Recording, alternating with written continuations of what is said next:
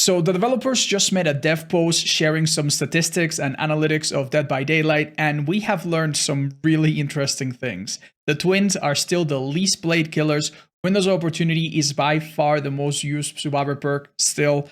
And Skull Merchant, turns out, is the strongest killer in the entire cast by a wide margin. Now, some of the things were more or less predictable, but some of them were a real shock. And I've spent the last few hours looking through them, trying to make sense of them. And I've come with some really interesting conclusions. By the end of this video, a lot of things that don't look quite right are probably going to make quite a lot of sense. Let's start out with some of the simplest statistics that developers share with us. Perk usage rate. First, for Survivor, we see that Windows Opportunity still is the most used perk in the game by such a margin compared to the number 2 that it's actually quite surprising. This perk makes obviously everything a little bit easier for Survivor. It helps in chase, helps understand where the resources have been used, and it's such a nice perk for beginners as well as high-level players. So it's no surprise that it's so popular because unlike some of the other perks, there's just no competition. There's no other perk that does something like this. Not exactly, really. So that's not very surprising. One thing that I find a bit more surprising is the fact that we still have Dead Hard in the top 10 despite this perk being nerfed. It seems that the perk is still quite fun and people do not want to let go of it. Another thing that I found interesting, there is no anti-tunneling perk in the top 10, which does make sense because this takes data from all players, and especially at lower levels, people do not care about tunneling quite as much. Even though people have been complaining about distortion quite a lot lately, and there's been a lot of debate, it's also interesting to see that distortion hasn't even cracked the top 10 yet. Some other perks that are really good that are not in the top 10, they make sense that they're not in the top 10 because they're like high-level perks or team perks that you don't see more than 1 or 2 people run. And one perk that I think many people will find surprising to be in the top 10 is Self-Care. Self-Care was nerfed very significantly many months ago, and it's still in the top used perks and has been consistently. One fun part about this perk is that not only is it nice and useful for beginners, they still really like this perk, it's actually really popular in the Asian regions of Dead by Daylight. Apparently in those regions, playing with self-care and botany knowledge to make sure that you can always heal yourself is a very, very popular strategy, and it's very ubiquitous there. So that might explain why it's still so firmly placed in the top 10. If we look at the killer side of things and we look at their perks, it's even less surprising. Keep in mind that one perk that used to be here that is no longer here is Nowhere to Hide. This perk was disabled during this month, so that is the one perk that probably would be here somewhere. Save the Best for Last was still popular, but will probably decline after the nerf. I expect that perk to go down. Pop and Paintress are such a disgustingly good combination. You see this basically on every killer at the higher levels. It's not surprising. The one thing I did find surprising is the fact that despite a lot of survivors being afraid about Ultimate Weapon or Friends Till the End, we don't really see either of them here. So Calm Spirit didn't break the top 10 for Survivor, and Ultimate Weapon and or Friends Till the End doesn't break the top 10. But these are perks that are relatively newer, I suppose. So maybe with some time they could, if they don't get changed.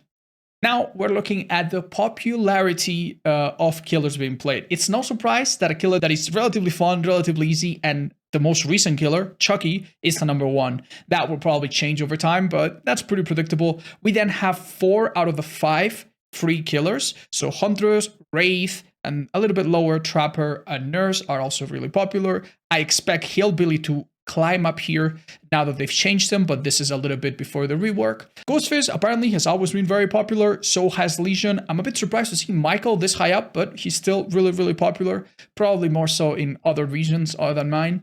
Blight is also really fun and powerful, same with Wesker, and that explains a lot of why they are so popular. It's kind of nice to see that Wesker is still really resisting. All of this makes a lot of sense. Now, let's go from the top to the bottom. What are the least played killers?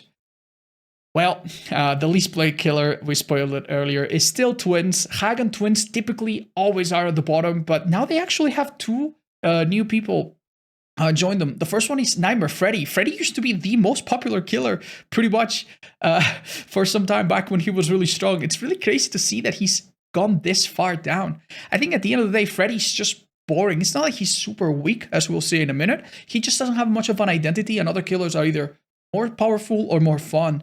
So yeah, the fact that he doesn't have any cosmetic, his perks aren't particularly exciting, and there's not a lot of reasons to play him as a beginner or as an expert. Yeah, probably probably explains why he's so low. I still can't quite explain it.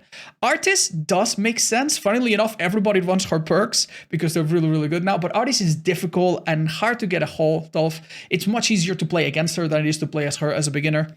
So I'm not too surprised that she's pretty low. At the end of the day, there's now 34 killers. So it does make sense that some of them will be at around 1 or 2% usage rate. Singularity, though, that is probably the biggest heartbreak in here. Singularity is a very recent killer, one of the last 4 killers released, I think last 3 killers released, and he is very, very low, very, very unpopular. He dropped up almost immediately, and I think it's even worse than Artist. He is incredibly demanding and difficult to play, and the average player, not only do they not want to play a killer that difficult, they also don't even have an incentive to play him for his perks. His perks are overall pretty much no value for a beginner player, so that probably also contributes a little bit. Now we get to the real interesting bit, the kill rates. Now, one fun fact about the kill rates is that we actually we tried to predict what the kill rates would be the day before they were released. Me and my chat did that, and this was our prediction. And this is the actual kill rate ordered a little bit more neatly so that we see all the killers on the screen. I'm going to put them both on screen for a second and pause it in case you want to compare. We did get pretty close. We guessed number 1.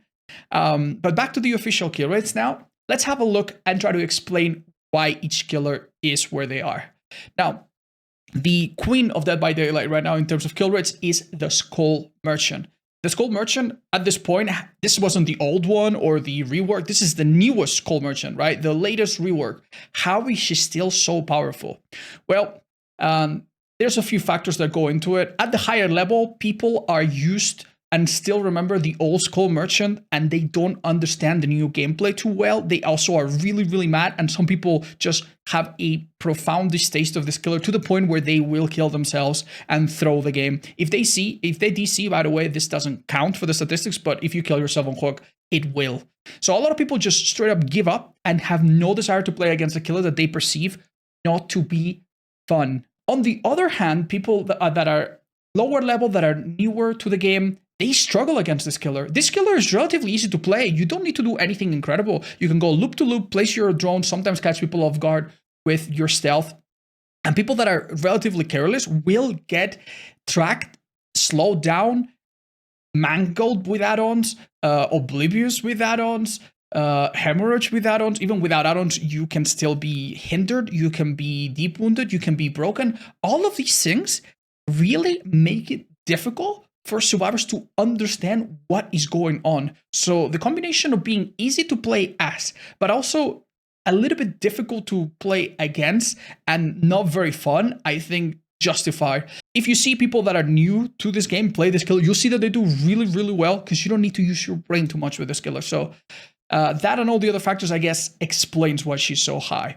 Now, Sadako, on the other hand, this is interesting because Sadako, when she was weaker back in the day, she was already very strong in the statistics. So it makes a lot of sense that she's number 2 because keep in mind that this data was taken from January before the latest adjustment. She was even stronger. This was the Sadako that could basically teleport around the map randomly and everyone got condemned. And all of this also had a similar effect where she was very easy to play, but very difficult to play against. If you were in an indoor map, you had to find TBs, which wasn't always easy, which weren't always on, and then pick them up and then take them to another TB. But during then, she could find you with add-ons or even without. And if she hit you with a tape, you gain condemn. I'm telling you, even with MMR, playing Sadako felt so easy and survivors had such a hard time. And that's at the higher level. At the average or beginner level, you obviously have a stealthy killer that makes very little noise, that jumps on survivors constantly. This will be a trend going forward, but keep in mind that recently they nerf healing speeds for medkits. So anything that can catch you and interrupt you healing is going to be a lot more powerful, right? That's why we somewhat accurately predicted that Sadako would be around this level of strength.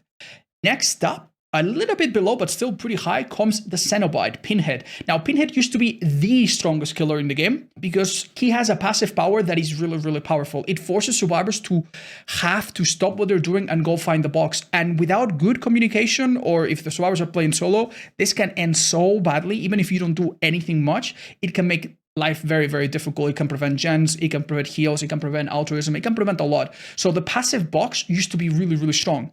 Now, in recent times, this box has been nerfed slightly. The box no longer gets interrupted by random chains, so it is a little bit easier for the box holder to solve it without going down and making things worse for the team. Because of this little change, I predicted, and it seems like we are mostly accurate, that this killer would drop a little bit, because I think that was one of the hardest things for beginners to deal with.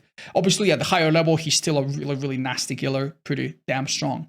The next killer, however, is really, really mind-blowing. It's Freddy. It's the Nightmare. We just said that the Nightmare is really unpopular, and if you watch my tier list or any other tier list, he's typically ranked as one of the worst killers in the game.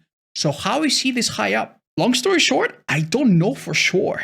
This is one of the most puzzling and surprising placements, but if we dig a little bit deeper, it might make sense. First of all, he's not really popular, so the people that play him might actually play him with the express purpose of winning, knowing exactly what they are doing. And at the higher levels, this killer is pretty good at using generator-related perks like Pop, like Nowhere to Hide, like anything that hits gens, he's really good at, because he can eliminate the map factor to some degree. Even if you are in a really, really big map, right? This also helps beginners. If you're in a big map and you use a survivor to a corner of the map, far away from everything, for other killers that are slower, this often means that the gens fly. For Freddy, he can get it down, he can get a hook, teleport whenever he wants.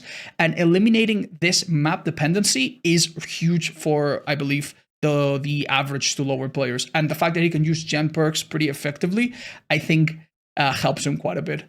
Freddy is also a killer that has a few add-ons that punish survivors that are missing skill checks, and has a side power that forces survivors to do something if they don't know how to deal with it otherwise. So it might also come to the fact that maybe at lower levels, people spend too much time trying to wake up or using the clocks, or try to wake up and then it's not effective. Having a side objective, as you will see, is a huge boon, because many of the killers that play at lower levels, they don't have any real perks to slow the game down. So any side objective at all helps.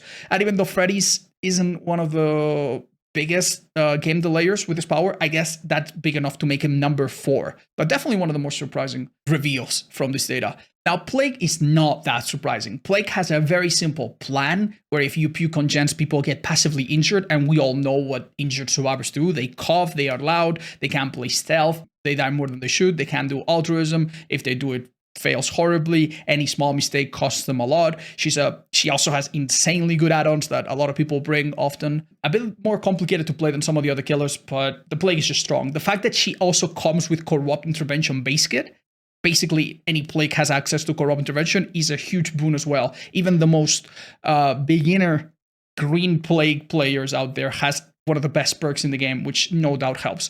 We didn't even mention it, but she also counters medkits very directly, which are one of the most popular items. And yeah, it makes sense that she's this high, probably across all MMRs. We did mention earlier that self-care is a really popular perk in some parts of the world and on some MMR ranges. So a killer that can basically immediately counter some of the most popular perks out there is obviously going to do very well.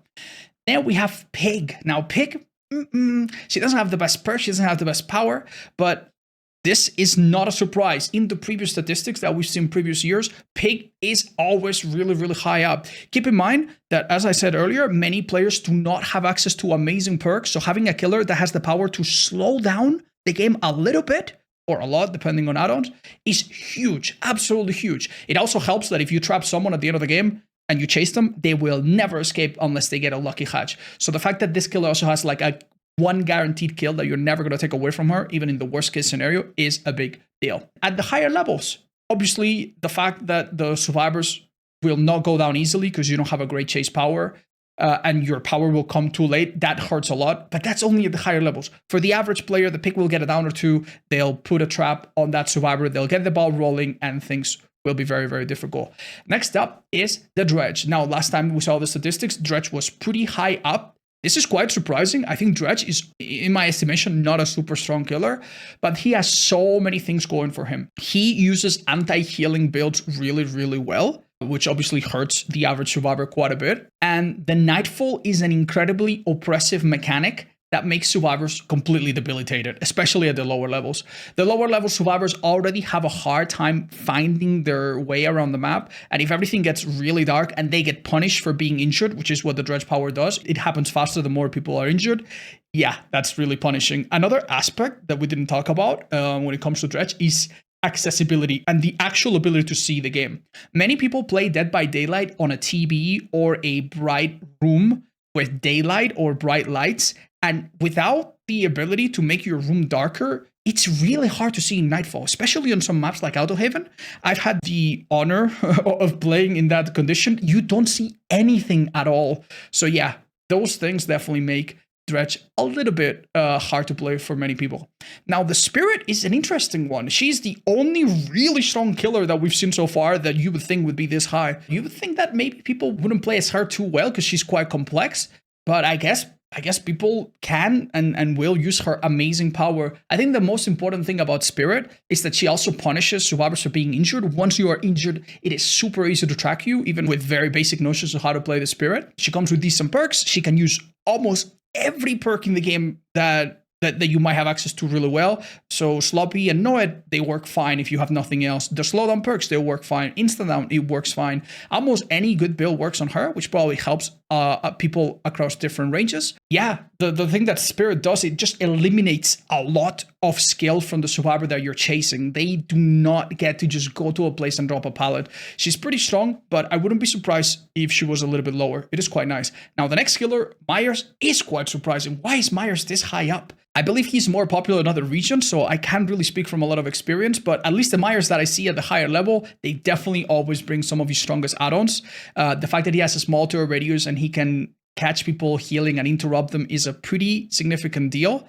And even though he's not particularly strong in the tier list, he has that combination of being very easy to play, doing really, really well in indoor maps, which are naturally difficult for survivors, and having a few busted add-ons and having decent synergy with some of the easier perks in the game to use to probably be strong enough. Still a little bit surprising, I'm not gonna lie. Wesker, now we get to the next tier. Wesker is just a great combination of being relatively easy to start, relatively strong, and having some built-in things that really help him, such as the infection build-up, which makes tunneling a little bit easier, makes getting away from him and stealthing him a little bit harder, and so on. One thing that could make Wesker even stronger, if his add-ons were stronger and his base kit perks were stronger, this killer no doubt would be around Plague level or even higher. But his add-ons are pretty restrained, and his personal perks are not that good. So it makes quite a lot of sense that he's not that high, even though I expected him to maybe be a bit higher. The next three killers are Pyramid Head, Hag, and Artist, and they all suffer from roughly the same issues. They're all incredibly unpopular. All of them are in the least played killers, but they are fairly strong. They're fairly high in the tier list. All of them now have at least one very decent perk. Trail Torment on Pyramid Head has become pretty good. Ruin is nice on Hag, believe it or not, and what to say about Artist, she's got some of the best perks in the game. So they have decent perks, especially the two girls, and they are strong killers that get played very, very little. They're not free killers. If these guys were free, I would expect them to drop very significantly. Hack might be free on some platforms, but for the most part, these are killers that people only play once they're really comfortable, and they might get played very little only by people that are quite dedicated. So it does make sense that they are this high. This is a fair reflection of how strong more or less they are. I am quite surprised, however, to see Xenomorph this high up. I thought that the Xenomorph would be a very mechanical killer that some players would probably struggle to play as, and you know, you miss a lot of your tails, not so good. But I guess it goes both ways. Survivors also waste quite a bit of time setting up turrets that in the end might do nothing.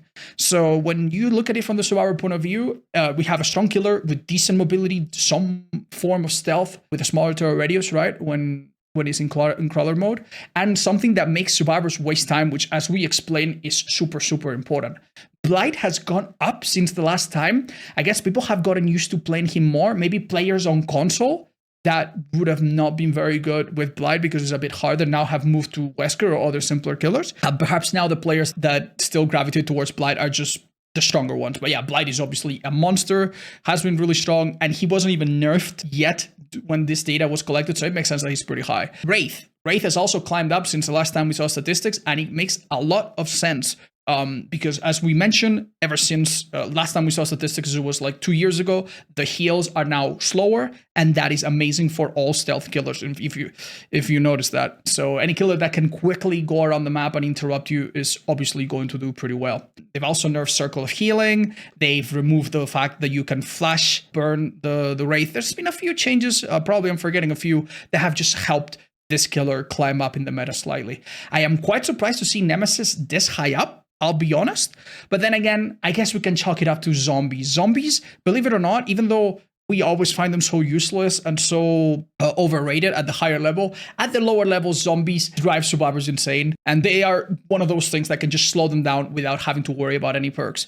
And on top of that, Nemesis does come with very good perks. So even the worst, least prepared Nemesis player still starts with Lethal Pursuer, with Eruption, maybe with Know It, maybe with Sloppy. Good build already. So yeah, it does make in retrospect a little bit sense that Nemesis would be this high. In my opinion, I would have placed him lower. Now, Lesion and Chucky are this low. How interesting. I just told you how important it is to keep people injured and how difficult it is to heal. So I would have expected these two to be quite a bit higher, funnily enough. Especially Chucky, I expected to be much, much higher because in my estimation, he is a pretty easy to play character that's not that difficult to learn to a decent degree and fairly difficult to play against. So yeah, I mean, Lesion obviously does have a very limited chase power, so it makes sense that he's here. I would have maybe placed him a little bit higher. But Chucky, I am at a loss as to why he isn't that insane. I guess the nerfs that they did from PTB are quite nice, and perhaps I am overestimating how easy it is to play him. At the end of the day, if you use Chucky and you use your stealth poorly, or you get stunned, or you miss a whiff, you go on a 20-second cooldown. Yeah, that is pretty punishing. So perhaps that's one of the reasons why, on average, he's pretty close in line to the average of killers. Twins is also a killer that gets punished quite a bit, and during this time, there were a lot of bugs. Even though they are the least played character, it makes sense that they're this slow. The people that play them that are new probably are overwhelmed by just how complex they are. They don't have any incredible perks. They do have Coup de Grace, which is not too bad now, but you know, playing them with their base perks isn't all that great. So yeah, there's very few people playing them. The people that are playing them are probably quite decent, but they are held back by all of the bugs and all of the issues that plague them, and the newer players are probably a bit overwhelmed. So I guess, you know, even though they are supposedly high MMR monsters, even though supposedly at high MMR twins are pretty good, I guess they get, with all the bugs and the lower level players playing them, I guess this gets evened out to a middle. Oni, I guess, is a mixed bag. We also have a killer that is really, really strong, but funnily enough, when you see new players, they quite struggle with this character. So I'm guessing it's a similar case of the higher levels and the lower levels getting more or less evened out, and you have a killer that's at the average. Quite surprised to see Cannibal at the average. I honestly thought that he would have lowered because a lot of people play this killer in a very campy way, and now camping is punished a lot more by the game, but apparently not enough to make a difference. This killer is pretty average. Keep in mind that the Cannibal and other insta-down killers are always going to be able to secure one kill. Even in the worst case scenario, you're just going to get one kill. They're not going to get 4 people out, most likely, right? So yeah, that could explain why he's a little bit higher than we predicted, even though I would have expected him to be a bit lower. Clown is honestly, I think, a below average killer, but the fact that 2 of his perks are incredibly popular, Pop Goes the Weasel, #1 perk, and Bamboozle, I think number 9 or so, or number 10. Yeah, his perks are in demand. When you play him, you have access to 3 decent perks already, or at least 2 very decent perks, right? Yeah, and he's relatively straightforward to play as, even though he's a bit on the weaker side, no mobility. They nerf some of his add-ons. It does make sense that that alone would notch him up a little bit. Interestingly, Slinker is in the middle. I expected this killer. Where did I expect this killer? Let me check. Yeah, no, he's close to what we expected. He is a killer that also lacks any kind of like insane mobility and has a bit of risk to him. So it does make sense that he's like maybe a smidge below the average.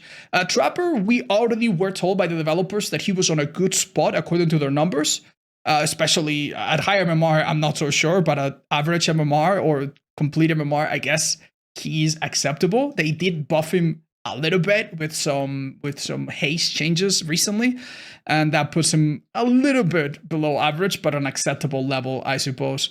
Yeah, obviously this is a killer that the more you play them, the weaker they're going to get over time.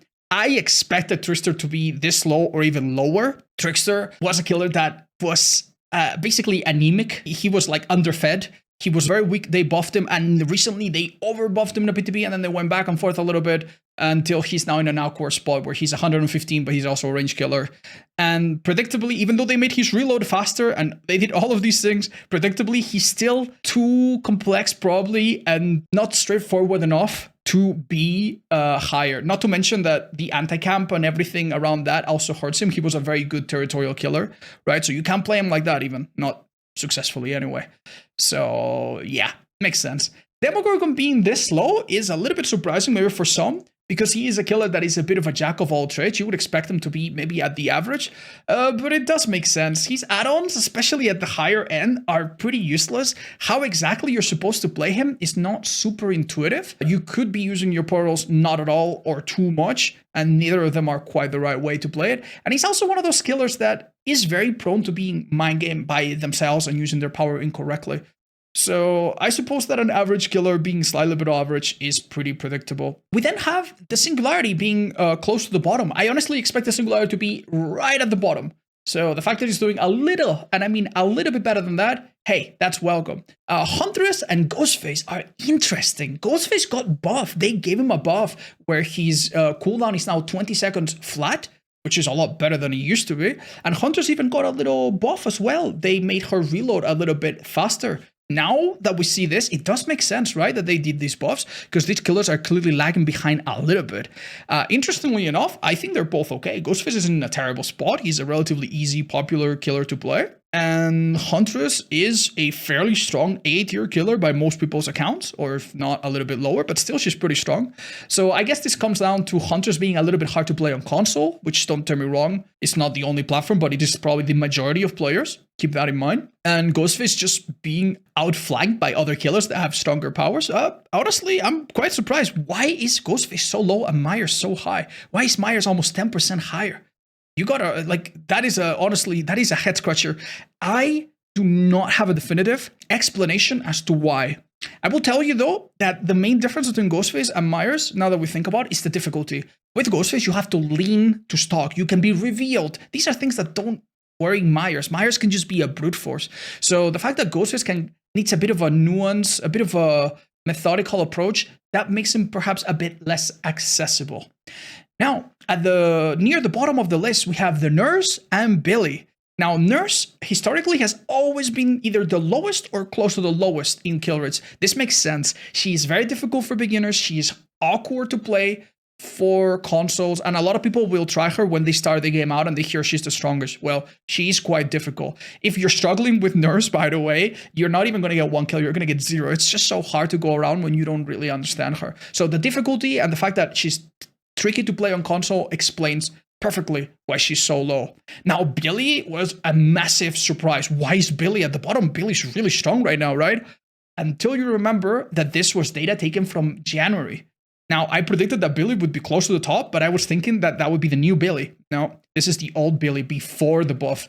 Now we get to understand why they buffed him so much, because he was literally one of the worst killers in the game. Now, not get me wrong, even before the buff, he wasn't the worst killer in the game, but he has the same problem as Nurse a little bit. He's difficult to play, very awkward to play on controller. If you're playing on low FPS, it's honestly difficult, and much like some of the other killers, it hurts to play him badly. If you bump into things, it's a massive slowdown. If you use your power badly, you're losing many opportunities. You have to run perks like Bamboozle, which not everybody has, to even use your Chainsaw in some tiles. So it does make a bit of sense, a bit surprising still, that he was at the bottom.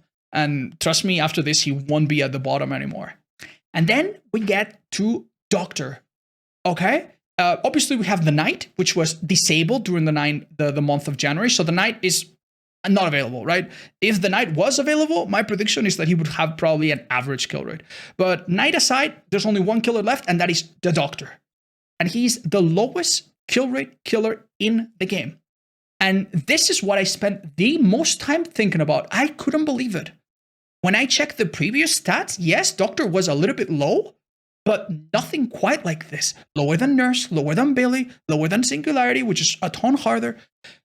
This didn't make any sense to me, especially when I considered that Doctor is, for some people, it's a free character. For those that isn't a free character, it's one of the earlier DLCs. You get it pretty often. He's pretty simple to play. He gives a lot of information. He finds survivors out of hiding. He can confirm the 4th kill sometimes just by finding the last survivor. He can use quite a few builds. His add-ons are a bit complex. Yes, there comes a point where if you don't play him well, he begins to hinder himself, right? Every time you shock, you lose blood loss. That is a big deal for beginners, because if you play him wrong, you will never catch anyone. So I thought that might be explaining what is going on here. But I'm going to tell you right now, I think I know why Doctor is at the bottom.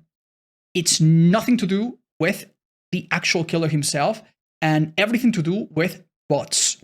Now, I don't know if you're aware of this, but many of my viewers, especially from the Asian regions, they send me clips of themselves playing against AFK bots. There is a large number of players that are not real players, they are bots. They are people, they are players being controlled by some kind of script or macro, and they load into a game, they are playing Doctor, and they just swing into the air and maybe use their power. Why do they do this? I don't know why, but I don't know if it's a Doctor thing only, but with the Doctor, if you swing into the air, you do not hit survivors. So it's impossible for you to get stuck. You will always play the game until survivors do the jitters and get out, right? And the game doesn't think that you're AFK. If the game detects that you're AFK, it will kick you out. But with Doctor, apparently, they circumvent this somehow, right? I don't understand the reasoning, but I know that it happens a lot. And these are games where the Doctor is obviously going to get 0 kills, 0 kills, 0 kills, 0 kills. Why do people do this? I don't know truly. My guess is that they're doing this to farm shards and then sell the account or some other similar shenanigan. Now, if you think about it for a minute, there's probably not that many bots like this compared to the actual player base. But even if it's just a few % of people, if they do this 24 hours, 7 days a week, that is probably enough to significantly drop Doctor for probably an average kill rate to the bottom. And that is my theory as to why Doctor is this low. But I could be completely wrong.